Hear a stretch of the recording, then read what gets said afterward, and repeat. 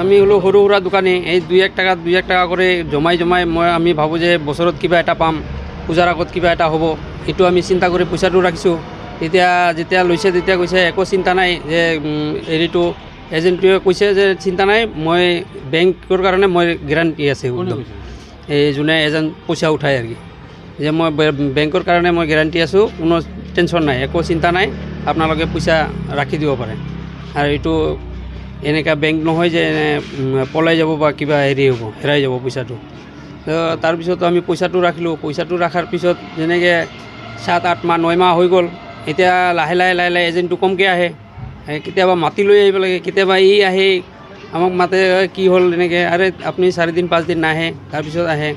তাৰপিছত এদিনা ইয়াক মই ভালকৈ সুধিলোঁ, কি বেপাৰ, বেংকৰ কিবা অসুবিধা হৈ আছে নেকি, আপোনালোকে নাহে? পিছত সঁচাকৈ মোটামুটি 10 দিন 12 দিনমান পিছত আহিলোঁ, মই নিজে আহি চাওঁ এইফালে বেংকৰ হেৰিয়ে তালা মাৰা। ইয়াক ফোন কৰি এজনে ফোন নুঠায়, এই ঘূৰাই আছে, এই কৈ কীৰ্তনীয়া হেৰি হৈছে, অমুকে লৈছে তমুকে লৈছে, আমিতো গম নাপাওঁ, এজেণ্টটোৰ কথা মতেহে আমি কাম কৰিছোঁ। এই হ'ল আমাৰ হেৰি। এতিয়া আমি বিচাৰোঁ যে পইচাটো আমাৰ ভালে পাব লাগে। এতিয়া এজেণ্টে দিয়ে, মেনেজাৰে দিয়ে না অজয়ৰে দিয়ে, কোনে দিয়ে, আমি এইটো হেৰি নকৰোঁ। চৰকাৰৰ ওচৰত এইটোৱে আবেদন যে আমাৰ পইচাটো ভালে পাব লাগে।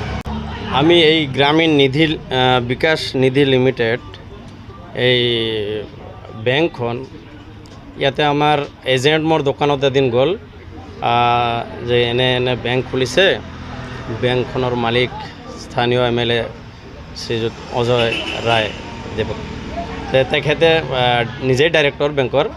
সেই হিচাপত বেংকখন মাৰা নাযায় বুলি মোক একাউণ্ট এটা খুলি দিলে। মই ডেইলি ডিপজিট কৰিলোঁ।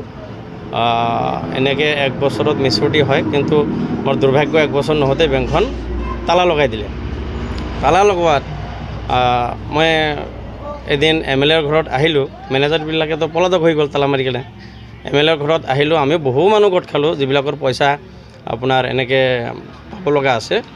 MLAক লগ ধৰিলোঁ। MLA ক'লে যে আমাৰ যিজন মেইন মেনেজাৰ তেখেতটো পলাতক হৈ আছে, তেখেতক ধৰিব পাৰিলেই মানে এইবিলাক পইচা ছল্ভ কৰি দিব, যাৰ পইচা আছে এইবিলাক ঘূৰাই দিব। তো MLAৰ ঘৰত আমি গোটেই দিনটো এনেকৈ MLAক লগত লৈ থাকিলোঁ।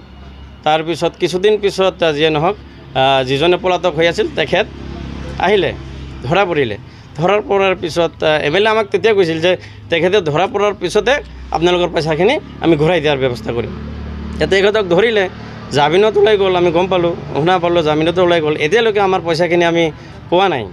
গতিকে চৰকাৰৰ ওচৰত এইটোৱেই প্ৰাৰ্থনা, আমাৰ পইচাখিনি যে এনেকৈ ভুৱাত এজন MLA জড়িত হৈ থাকি আমাৰ পইচাখিনি যদি এনেকৈ দুখীয়া গৰীব সৰু দোকানীৰ পইচাবিলাক যদি এনেকৈ মাৰে,